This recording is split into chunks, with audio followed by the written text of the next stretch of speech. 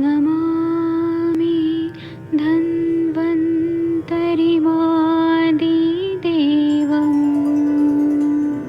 सुरासुरैर्वन्दितपादपद्मम् लोके जरामृत्युनाशम्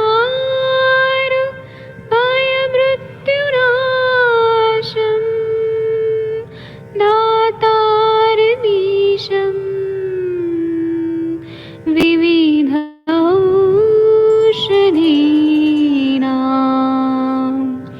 शङ्खं चक्रं जलौकां दधतं मृतघटं चारुतोर्भिश्चतुर्भिः सूक्ष्मस्वच्छादिरुद्यं शुकपरिविलसन् मौलिमम्भोजनेत्रम् कालाम्बोदोज्ज्वलाङ्गम् तटितटविलसत् चारुपीताम्बराढ्यम् वन्दे धन्वन्तरिन्तम् निखिलगदमिव प्रौढदावाग्निनीलम्।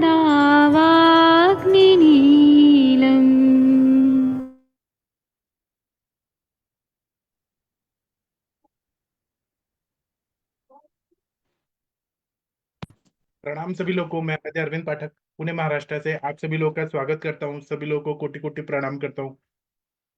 आइए आज हम लोग एक बहुत ही महत्वपूर्ण विषय पे बात करेंगे। हमारे प्रैक्टिस में ऐसे बहुत सारे पेशेंट आते हैं। जो लोग गायनेक प्रैक्टिस करते हैं उन लोग के पास तो जरूर ही ऐसे पेशेंट आते हैं। और आज हम लोग मैं अभी यहाँ पे कुछ लोगों को को होस्ट बना देता हूँ 1 मिनट रुके। और आज हम लोग हिमरेजिक सिस्ट पे बात करेंगे। 1 मिनट रुक जाइए।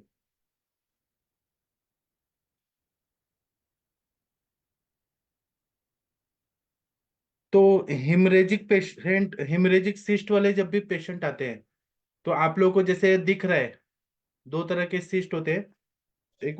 और इसको फिजियोलॉजिकल सिस्ट बोलते हैं। मतलब ये ऐसा नहीं है कि पैथोलॉजिकल है, ये अपने आप भी ठीक हो जाता है।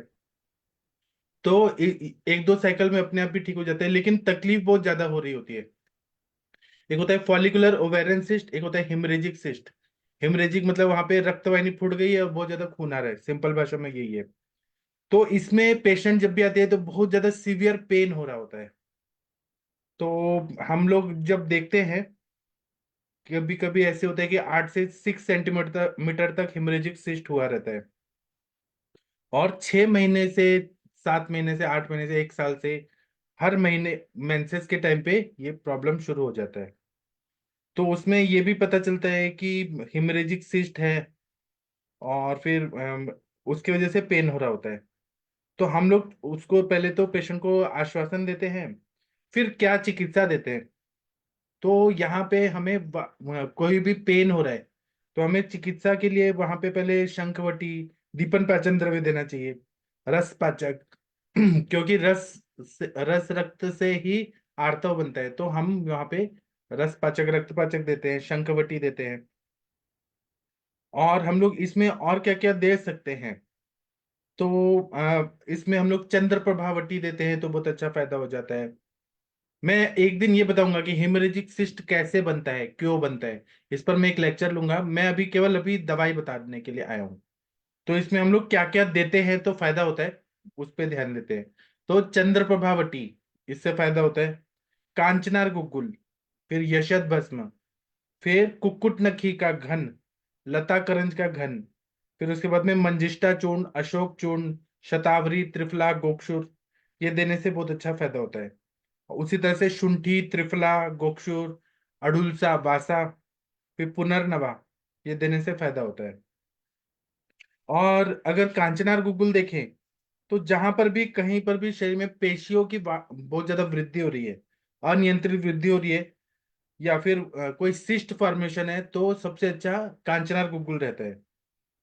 तो कांचनार की छाल रहती है उसमें, कांचनार गुग्गुल में त्रिफला रहता है, त्रिकटु रहता है, वरुण की छाल रहती है, इलायची, तमालपत्र, गुग्गुल, ये सब रहता है। तो इससे बहुत अच्छा फायदा होता है हिमरेजिक सिस्ट में। शूल कम होने के लिए सबसे अच्छा, अधोदर में जो शूल हो रहा है हिमरेजिक सिस्ट की वजह से, तो शंखवटी सबसे अच्छा रहता है। दूसरा, लता करंज की घनवटी देते हैं, तो वो ओवेरियन सिस्ट पे भी काम करता है और इसमें भी काम करता है। कुबेराक्षवटी में भी यही चीज रहते हैं, तो कुबेराक्षवटी या लता करंजवटी देते हैं। पटोल इंद्र कुटके, वो रस दुष्टि को ठीक करता है, रसगत आम का पचन करता है। उससे क्या होता है कि रस धातु की दुष्टि कम होने से स्त्रियों में जो शुक्र व आर्तव स्त्रोतस है उसमें रज का कार्य अच्छा हो जाता है। इसी तरह से शुंठी, त्रिफला, गोक्षुर ये बहुत अच्छा काम करता है। तो इस तरह से हम लोग हिमरेजिक सिस्ट में दवाइयां देते हैं। और अडुल्सा जैसे द्रव्य देते हैं, तिक्त रसात्मक द्रव्य देते हैं, तो हिमरेजिक सिस्ट 100% ठीक हो जाता है। अभी आप लोग का कोई अनुभव है तो बताइए प्लीज। कंचन मैम, आपके पास ऐसे पेशेंट आए, एंडोमेट्रियल सिस्ट के पेशेंट? प्रणाम सर। जी मैम, आपके पास पेशेंट आए हैं ऐसे? जी सर, आए आए हैं और काफी अच्छे से हम ट्रीट कर सकते हैं इसको। मेरा एक पेशेंट अभी चल रहा था, जिसे कि वो 7 सेंटीमीटर समथिंग सिस्ट आ रहा था। और उसका हीमोग्लोबिन 3 होने की वजह से, मतलब इतना सीवियर ब्लीडिंग होता था उसको, 3-4 साइकिल उसको इतना सीवियर ब्लीडिंग हुआ कि उसका हीमोग्लोबिन 3 पॉइंट समथिंग हुआ और उसको आईसीयू में एडमिट करने का काम पड़ा था। पर वो तो अनमैरिड थी, तो वो ऑपरेट नहीं करना चाह रही थी, तो वो हमारे पास आए आयुर्वेद के पास। तो हमने जैसे आपने जैसे मेडिसिन बताई वैसे ही मैंने उनको चलाई। मैंने इसमें रक्तपाचक, रसपाचक, कांचनार गुगुल, रुधिवादिका वटी ऐसे दिया। और दुर्वा स्वरस दिया था मैंने, क्योंकि ब्लीडिंग बहुत ज्यादा था। तो मैंने पीरियड्स आने के पहले 5 डेज पहले ही दुर्वा स्वरस स्टार्ट कर देना है। तो दुर्वा स्वरस से भी मुझे बहुत फायदा मिला, क्योंकि वो ब्लीडिंग 5 डेज का बिल्कुल एकदम नॉर्मल 3 डेज पे आया। फिर जैसे कि वो एक एक दिन में 10-10 पैड चेंज कर रही थी, तो वो उसके 3 से 4 पैड पे आए। मतलब 3 महीने में तो उसका हीमोग्लोबिन भी हमने यहाँ पे अच्छा बढ़ा दिया था। यहाँ पे मैंने उसको ताप्तादिल भी दिया था। तो उसका हीमोग्लोबिन जैसे उन्होंने ब्लड ट्रांसफ्यूजन वगैरह देके तो बढ़ा दिया था, पर वो 7-8 पे आके रुक गया था। फिर नेक्स्ट उसका पीरियड आने पे वो फिर से डाउन गया था। तो यहाँ पे मैंने उसका लास्ट हीमोग्लोबिन उसका 12 हुआ था। फिर जैसे उसका जो बहुत ज्यादा पेन होता था, एब्डोमेन पेन, तो वहां पे भी बहुत अच्छा फायदा मिला था मुझे। पेशेंट का काफी हेतु जो था, बिल्कुल बाहर का खाना, मल मूत्र को रोकना, और रात में जब भी जागरण कर रहे हैं पढ़ाई के लिए वगैरह, तो वो पिज्जा वगैरह मंगा के, चाइनीज फूड का सेवन बहुत ज्यादा था। बहुत सारे हेतु थे। तो यहाँ पे मैंने उसको भी सब बंद करा के उसका ट्रीटमेंट किया था सर, और बहुत अच्छे से ये पेशेंट काफी अच्छे से स्टेबल हो गया था। फिर उसके बाद हमने सोनोग्राफी करने के लिए बोला, पर पेशेंट वो ठीक होने के बाद उसने सोनोग्राफी तो नहीं की। पर पेशेंट अभी बिल्कुल एकदम नॉर्मल है, पीरियड्स भी एकदम नॉर्मल आ रहे हैं, और उसका हीमोग्लोबिन भी एकदम मेंटेन हो रखा है बिल्कुल। मतलब अभी कोई मतलब ऐसे मेजर कंप्लेंट कुछ भी नहीं है पेशेंट में। जी सर। जी ठीक है, अभी हम इस पे बात करते हैं। आयुर्वेद में कोई भी इंसान होता है तो हम लोग ना हमेशा शरीर और मन इसको देखते हैं। तो और हम लोग पंच महाभूत देखते हैं, त्रिगुण देखते हैं, त्रिदोष देखते हैं, सप्त धातु देखते हैं। तो जितने भी सेल्स, टिश्यू, ऑर्गन्स, ऑर्गन के सिस्टम, ये सब जब रहता है तो वात पित्त कफ, 3 दोष, 7 धातु, 3 मल, पंच महाभूत और अग्नि, इसका ही विचार करते हैं हम लोग। तो जब भी हम ट्रीटमेंट करते हैं, जो भी यूट्रस पे काम करने वाला द्रव्य रहता है, तो हम लोग को ये पहले देखना पड़ता है कि यहाँ पे अपान वायु की दृष्टि है और कफ की वृद्धि है। अब यहाँ हिमरेजिक सिस्ट है तो रक्त और पित्त की दृष्टि है यहाँ पे। तो हमें जैसा वहां पे संप्राप्ति मिल रहा है रक्त और पित्त की दृष्टि है, तो हम पित्त शामक और रक्त का प्रसादन करने वाले द्रव्य देंगे। और हिमरेजिक मतलब वहां पे ब्लीडिंग हो रहा है कहीं ना कहीं, तो रक्त पित्त जैसे संप्राप्ति है उसको ठीक करने वाली दवाइयां देंगे। और अगर पेन बहुत ज्यादा हो रहा है तो हम लोग वायु का शूल प्रशमन या वायु का अनुलोमन करने वाली दवाइयां देंगे। रक्त का प्रसादन करना वो जरूरी होता है, क्योंकि कहीं ना कहीं एक्सेसिव ब्लीडिंग अगर हो रहा है तो उसको रोकना बहुत जरूरी होता है। और दूसरा बात है कि इसमें हम लोग और क्या क्या कर सकते हैं ये सारे दवाइयों के अलावा। तो हम लोग अनुवासन बस्ती देते हैं, क्योंकि ये वायु का अनुलोमन भी करता है, अनुवासन बस्ती या मात्रा बस्ती। और बस्ती स्थान का पूरा नरिशमेंट करता है, और पूरा ये पूरा एरिया जो है अपान क्षेत्र, उसमें वायु का शमन करता है और बल बढ़ाता है। दूसरा, व्याधि के बल के विरोधित हम चिकित्सा करते हैं, या फिर हम लोग ऐसा दवाई देते हैं जैसे कि मतलब वहां पे वायु का शमन हो, संप्राप्ति भंग हो। तो इसमें हिमरेजिक सिस्ट में हम लोग अशोक का चूर्ण दे सकते हैं। पुष्यानुक चूर्ण बहुत अच्छा काम करता है हिमरेजिक सिस्ट में। चंद्र प्रभावटी अच्छा काम करता है। फिर कल्याणक गुड़म देते हैं, तो उसमें बहुत अच्छा फायदा होता है। फिर नेग्रोदादी कषाय बहुत अच्छा काम करता है। फिर कल्याणक घृत, दाढ़ी मादी घृत, तिक्ता घृत, गुगुल तिक्ता घृत, क्योंकि यहाँ पे हिमरेजिक सिस्ट है, तो हमें पित्त शामक घृत देना है। बराबर बोल रहा हूँ ना? अगर गलत बोलूंगा तो बोलिएगा आप लोग। तिक्ता घृत, दाढ़ी मादी घृत, गुगुल तिक्ता घृत, वासा घृत, ये बहुत अच्छा काम करता है। दूसरा, इसमें हम लोग बस्ती देना है, तो हम लोग इसमें शोणित स्थापन गण के द्रव्य। अब मैं सिंपल सिंपल भी पहले बताया, अब मैं थोड़ा हाई लेवल का बताता हूँ। शोणित स्थापन गण जो बताया चरक संहिता में, सूत्र सार में, वो दे सकते हैं। फिर अम्बष्ट आदि गण के जो द्रव्य वो दे सकते हैं। और कषाय रसात्मक, मधुर तिक्त कषाय रसात्मक द्रव्य दे सकते हैं। और सुकुमार घृत देते हैं तो बहुत अच्छा फायदा होता है। उसी तरह से हम लोग सूक्ष्म त्रिफला और एकेटी दें, तो वो हिमरेजिक सिस्टम में बहुत ही अच्छा काम करता है। और पेट दर्द बहुत ज्यादा हो रहा है तो हिंगू बच्चा आदि चूर्ण दे सकते हैं, वायु का अनुलोमन करता है। महारासनादि कषाय दे सकते हैं। नेग्रोदादि कषाय, पंचवल्कल कषाय, महातिक्ता कषाय बहुत अच्छा काम करता है। और धान्वंतर घृत देते हैं। और बस्ती का तो चंदन वाला लाक्षादी तेल का बस्ती दे तो बहुत अच्छा फायदा होता है। अब इस टॉपिक पे और कोई कुछ बोलना चाहते हैं? डॉक्टर आरती मैम, आपने हिमरेजिक सिस्ट पे काम किया है क्या? आरती मैम कुछ बोलिए, आपने अगर पेशेंट देखे हैं तो कुछ बोलिए। स्मिता मैम, नेहा मैम, कुछ बोलना है आप लोगों को? वर्षा मैम, किसी ने हिमरेजिक सिस्ट के पेशेंट ठीक किए हैं क्या? नहीं। तो चलिए अभी हम लोग कुछ और टॉपिक पे बात करते हैं, लेकिन हम गायनेक रिलेटेड ही बातें करेंगे। ये टॉपिक छोटा सा ही था, इस पे ज्यादा ऐसे बात नहीं करना था अभी मैं, लेकिन इस पे और लेक्चर लूंगा। हिमरेजिक सिस्ट बनता कैसे वो हम बात करेंगे। अभी हम यूट्राइन ग्रोथ पे बात करेंगे। तो यूट्राइन ग्रोथ जब रहता है तो उसमें फाइब्रॉइड्स हो जाते हैं, कभी एडिनोमायोसिस होते हैं, यूट्राइन पॉलिप्स होते हैं। तो यूट्राइन में ग्रोथ होना, एक्स्ट्रा ग्रोथ होना, मतलब टिश्यू का एनलार्जमेंट होता है यूट्रस में। तो यूट्राइन ग्रोथ को हम ऐसे सोचते हैं कि ये हार्मलेस रहता है और डेंजरस कंडीशन नहीं है। तो कभी कभी इसको हम ट्यूमर बोलते हैं, कभी मास बोलते हैं इसको। कभी कभी ये बिनाइन ग्रोथ रहता है, उससे कोई तकलीफ नहीं होती है, जैसे polyp of the cervix, polyp हो गया, या कभी कभी यूट्राइन फाइब्रॉइड हो गया, तो वो बिनाइन रहते हैं। लेकिन अगर वो ब्लीडिंग होने लगा तो वो तकलीफ देने वाले हो सकते हैं। और अगर मैलिग्नेंट हो गया, कैंसरस हो गया, तो वो तो बहुत ही डेंजरस हो जाता है। तो यहाँ पे ग्रोथ क्या रहता है? Uterine fibroid, adenomyosis, uterine polyps, ऐसे रहते हैं। अब पहले हम लोग बात करेंगे यूट्राइन फाइब्रॉइड्स पे। तो ये बिनाइन ग्रोथ रहते हैं अंदर ही मसल में, यूट्रस में।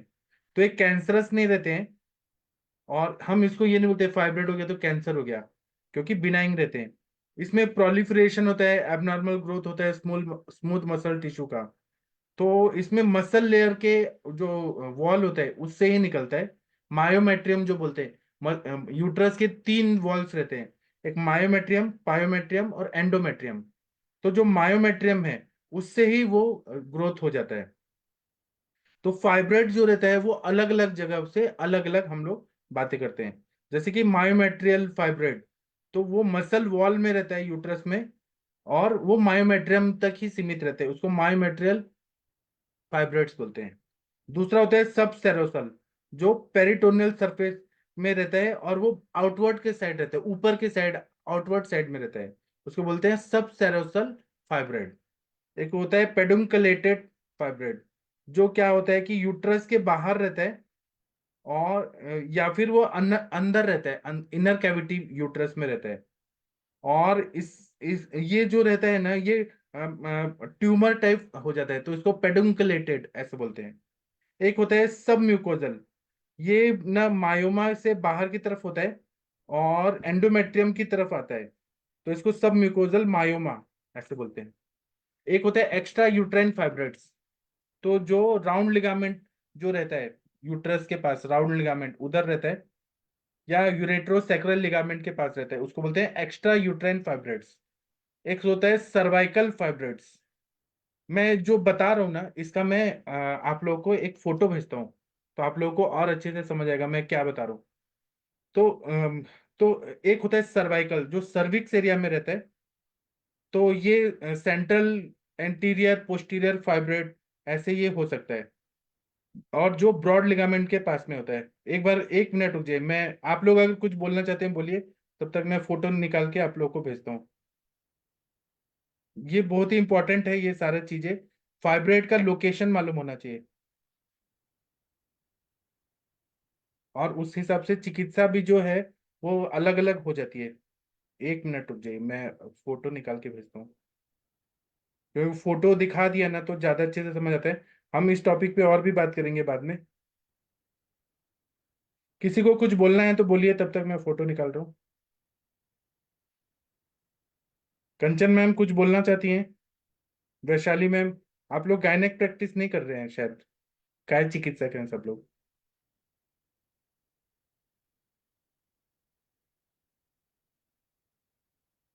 1 मिनट रुक जाइए, फोटो आ रहा है आप लोग के इसमें, और यहाँ स्क्रीन पे भी लाऊंगा। 1 मिनट रुक जाइए।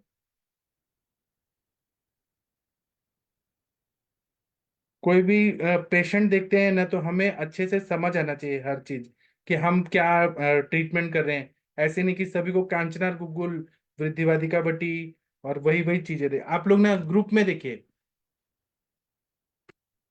ग्रुप में देखिए, मैंने कुछ भेजा है फोटो, तो अलग अलग लोकेशन से वो अलग अलग आया है। फाइब्रॉइड के अलग अलग एनाटॉमिकली कहाँ कहाँ वो रहता है, शायद आप लोग को आया होगा। आप लोग देखिए, अभी मैं यहाँ स्क्रीन पे भी लाता हूँ। 1 मिनट रुक जाइए।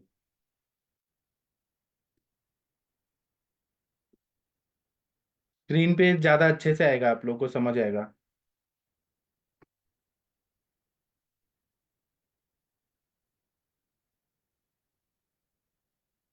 फिर चिकित्सा भी जो रहता है ना, आयुर्वेद की चिकित्सा हर तरह के फाइब्रॉइड में अलग अलग हो जाती है। यही अभी हम थोड़ी देर बात करेंगे इस पे।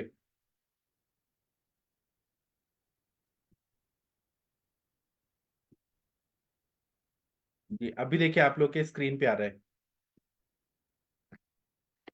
आप लोग स्क्रीन में आ गया, देखिए। एक होता है फंडल सब सेरोसल फाइब्रॉइड, एक होता है सब म्यूकोजल, एक होता है पेडुंकलेटेड सब म्यूकोजल, एक होता है सब सेरोसल, एक होता है इंट्राम्यूरल, एक सर्विक्स एरिया में होता है।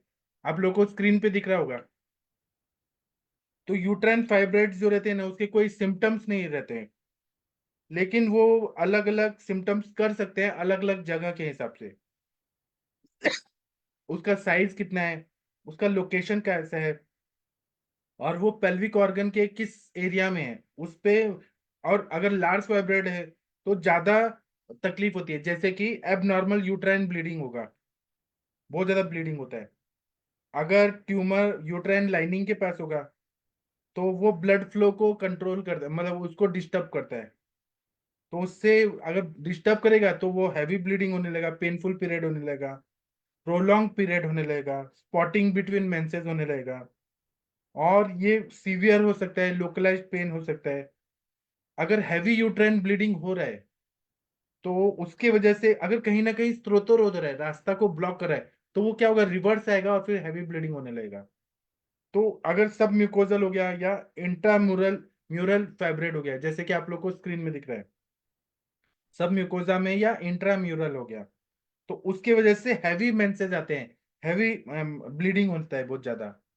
और अगर लार्ज फाइब्रोइड हो गए, तो पेल्विक प्रेशर और पेन बहुत ज्यादा बढ़ जाता है, और उसकी वजह से यूरिन में, क्योंकि वो ब्लैडर पे भी होता है, बावल पे भी उसका प्रेशर पड़ता है, पेन में होता है, तो उसकी वजह से बहुत ज्यादा अपचन होगा, यूरिन करने में तकलीफ होगा, अगर वो बहुत ज्यादा बड़ा साइज का हो गया।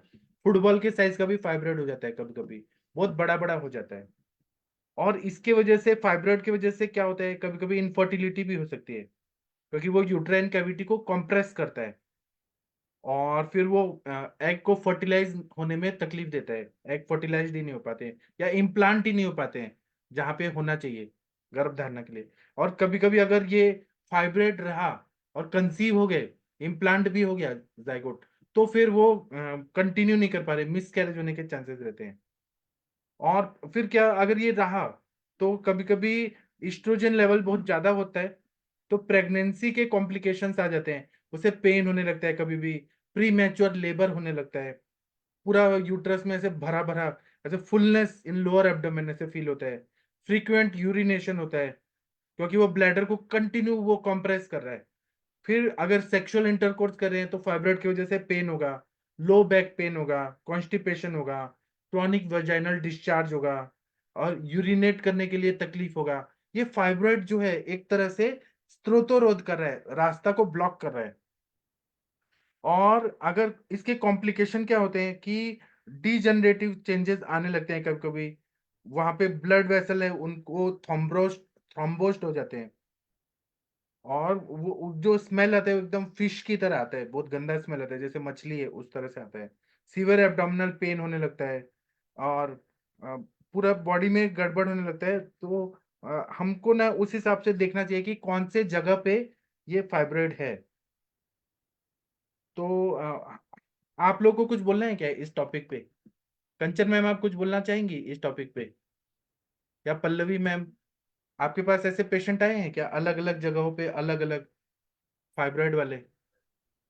पल्लवी मैम नहीं बोलिए। सर, नहीं सर, मैंने फाइब्रॉइड के केसेस नहीं देखे, लेकिन आप अच्छे से सिखा रहे हो तो मैं अच्छा ट्रीटमेंट करूंगी।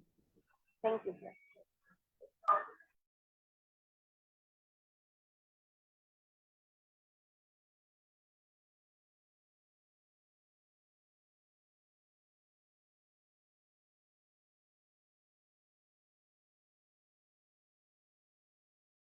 हेलो, हाँ। तो इसकी वजह से अलग अलग ये होने लगता है। और किसी ने कुछ पेशेंट देखे हैं क्या? अगर आप लोगों ने नहीं देखे हैं तो आप लोग देखिए, हम लोग इस पे बात करेंगे और चिकित्सा पे भी बात करेंगे।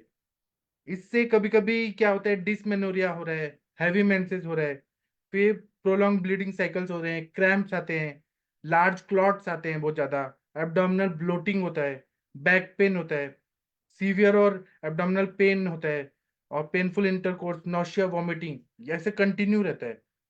तो आयुर्वेद के हिसाब से हम इसमें क्या दे सकते हैं? इसमें आयुर्वेद में बहुत सारा चीज है, जैसे कांचनार गुगुल देते हैं, मांस पाचक देते हैं, मेदो पाचक देते हैं, वृद्धिवादिका वटी देते हैं, आरोग्यवर्धिनी वटी देते हैं, लेखन करने वाले द्रव्य देते हैं। लेखन में जैसे कि ताम्र भस्म है, बहुत अच्छा कर, नाग भस्म है, बहुत अच्छा काम करता है। और बाकी हम वरुण आदि कषाय, चित्र ग्रंथ्यादि कषाय, गुग्गुल तिक्तक कषाय, ग्रंथि पाचक वटी, फिर यही सब देते हैं तो ठीक हो जाता है। कभी कभी सहचरादि तेल का बस्ती, कभी कभी शार तेल, शार कासिस तेल का उत्तर बस्ती से बहुत अच्छा फायदा होता है। पूरा फाइब्राइड है ना, पूरी तरह से डिजोल्व हो जाता है। किसी को कुछ बोलना है तो बोलिए, केवल मैं ही बोलूंगा ऐसा तो है नहीं, आप सब लोग भी अच्छे डॉक्टर्स हैं। वर्षा मैम कुछ बोलिए प्लीज। आप लोगों ने पेशेंट नहीं देखे हैं?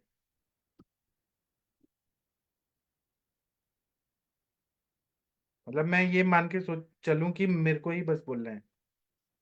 ठीक है, तो अभी सर मैं सेशन। हाँ बोलिए मैम।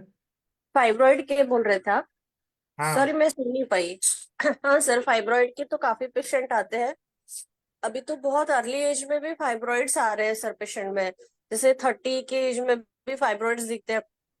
हाँ, मैंने तो एक ऐसा पेशेंट देखा था सर कि फाइब्रॉइड भी है और वो कंसीव भी कर गई है। और एक मैंने पेशेंट देखा था कि वहां पे तो पूरा मतलब जैसे मोलर प्रेगनेंसी होती है ना, तो वैसे पूरे मायोमेट्रियम में पूरे के पूरे फाइब्रॉइड्स, मतलब मल्टीपल फाइब्रॉइड्स थे।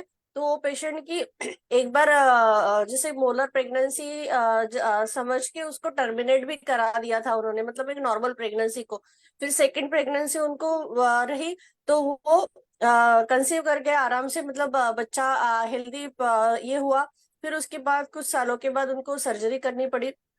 क्योंकि इतने सारे फाइब्रॉइड्स है तो उनको ब्लीडिंग काफी होता था, तो वहां पे सर्जरी करके वो गर्भाशय को निकाला गया था सर। और बहुत अच्छे से हम ट्रीट कर सकते हैं। जैसे 3 to 4 सेंटीमीटर का भी फाइब्रॉइड है तो हम काफी अच्छे से ट्रीट कर सकते हैं। बस हमको सभी चीजें देखनी है इसमें कि उसका ब्लीडिंग कैसे है, उसका ज्यादा ब्लीडिंग है तो हमें बाकी चीजें भी उसको सब देखनी है, एज भी देखना है हमें। कब बहुत बार CA-125 करके भी देखना पड़ता है, पैप्समेयर करके भी देखना पड़ता है। मतलब वो पेशेंट कैंसर में कन्वर्ट तो नहीं हो रहा है, ये भी हमें देखना है। अगर नहीं हो रहा है तो हमें उस तरीके से उसको ट्रीट करना है ताकि वो कैंसर में कन्वर्ट ना हो। यहाँ पे पत्र पोटली स्वेद आप बताते हो, वो भी बहुत अच्छा काम करता है, कांचना रुधिवादिका। अभी तो मैं सिस्टोग्रिड डायमंड, सिस्टोग्रिड एक नॉर्मल आती है वो भी चलाती हूँ। शीला सिंदूर है, यहाँ पे बहुत अच्छा काम करता है। अगर ब्लीडिंग पेशेंट में ज्यादा नहीं होता है, बहुत बार फाइब्रॉइड्स है और ब्लीडिंग कम है, तो मैं वहां पे ताम्रभस्म भी ऐड करती हूँ, तो बहुत अच्छे रिजल्ट आते हैं। आरोग्यवर्धिनी देनी पड़ती है हमें, मतलब दीपन पाचन वातानुलोमन इस टाइप से ही ट्रीटमेंट करनी पड़ती है। पर कोई बहुत सारे जैसे व्याधि प्रत्यनिक द्रव्य है तो हमें वो भी ऐड करने पड़ते हैं। यहाँ पे बस्ती चिकित्सा भी बहुत अच्छे से काम करती है तो हमें वो भी ऐड करनी है। पेशेंट बहुत बार जैसे ब्लीडिंग बहुत ज्यादा होने की वजह से एक चिंता में भी रहता है बहुत, तो उसको भी हमें ट्रीट करना होता है। तो हम सब चीजें देखें, मतलब उनका आहार विहार, उसको थोड़ा सा प्राणायाम के लिए प्रवृत्त करें, तो हम काफी अच्छे से पेशेंट को ठीक कर सकते हैं। जी सर। जी ठीक है। तो अभी आप लोग देखिए, इस पे हम लोग बाद में बात करेंगे। अभी मैं क्योंकि अभी आप लोग को इंटरेस्ट नहीं है बोलने में, तो अभी ये डिस्कशन सेशन नहीं होना चाहिए। ये ऐसा होना चाहिए कि मैं केवल आऊं और 1 घंटा में बकबक करके जाऊं। तो उससे अच्छा है कि मैं अभी सेशन बंद करता हूं और फिर हम लोग 8:15 बजे मिलेंगे, ठीक है? जब आप लोग पढ़ के आएंगे, क्योंकि ना नवीन सर रोज एक टॉपिक दे देते हैं कि पढ़ के आइए पढ़ के आइए, लेकिन लोग नहीं पढ़ रहे हैं। तो ऐसा तो ये गलत बात है ना, सबको पढ़ना चाहिए। केवल अरविंद पाठक को पेशेंट नहीं ठीक करना है, आप लोग को भी ठीक करना है। तो आप लोग की भी पढ़ाई होनी चाहिए। अगर आप लोग पढ़ के आएंगे तो जो मैं बताऊंगा वो ज्यादा अच्छे से समझ आएगा। तो आप लोग का होमवर्क है, फाइब्रॉइड पे पढ़ के आइए, फिर हम ये टॉपिक पे फिर 2 दिन बाद बात करेंगे। तो मैं जो बताऊंगा आप लोग को अच्छे से समझ आएगा। ठीक है, तो आप लोग का होमवर्क है। अभी मैं सेशन बंद करता हूँ। थैंक यू, प्रणाम।